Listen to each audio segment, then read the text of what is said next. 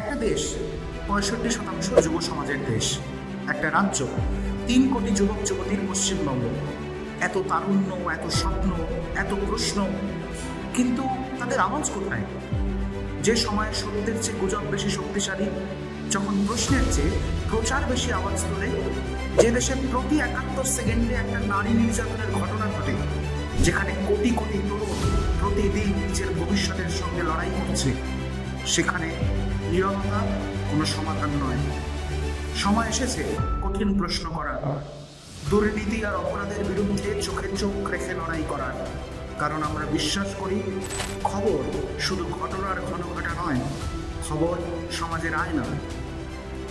সাংবাদিকতা শুধু পেশা নয়, সাংবাদিকতা একটা প্রতিশ্রুতি। আর তারুণ্য শুধু বয়সের অঙ্ক নয়, তারুণ্য আমাদের শক্তি। একটা নতুন দৃষ্টি, একটা নির্ভীক কণ্ঠ, সাংবাদিকতার একটা নতুন ভোর। বাংলার পাশে, আপনাদের পাশে, আপনাদের কণ্ঠস্বর যুবশক্তি।